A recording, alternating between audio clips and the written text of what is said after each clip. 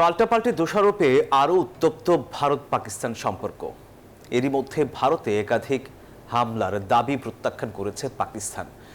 এদিকে সীমান্ত এলাকাতে হামলা অব্যাহত রয়েছে। এমন অবস্থায় সব রাজ্য এবং কেন্দ্র শাসিত অঞ্চলে জরুরি অবস্থা জারির নির্দেশ দিয়েছে ভারত সরকার।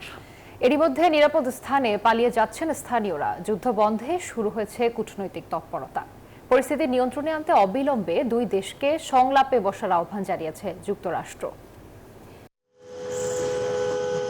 বৃহস্পতিবার রাতেই ভারতের গণমাধ্যমে দাবি করা হয় পাকিস্তান থেকে ধেয়ে আসছে একের পর এক ক্ষেপণাস্ত্র। এতে আতঙ্ক ছড়িয়ে পড়লে ঘরবাড়ি ছেড়ে পালাতে থাকে স্থানীয়রা।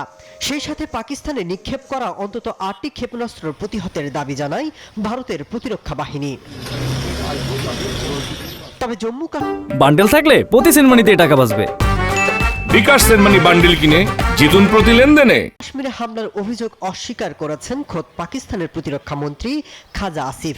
উল্টো অভিযোগ করেন ভারত পরিস্থিতি নিয়ন্ত্রণের সুযোগ দিচ্ছে না। এদিকে সীমান্ত এলাকাতে থেমে থেমে গুলি ছুটছে উভয় দেশের সেনারা। এমন অবস্থায় ঘরবাড়ি ছেড়ে অনেকেই নিরাপদে আশ্রয় নিচ্ছেন।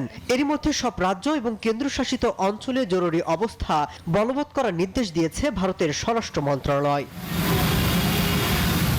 এমন অবস্থায় শুরু হয়েছে কূটনৈতিক দৌড়ঝাঁপ।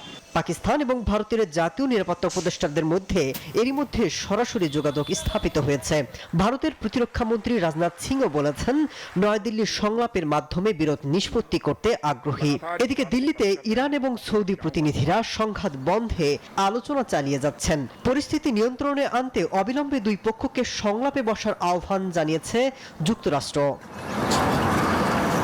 মাসুদ রানা, নিউজ 24।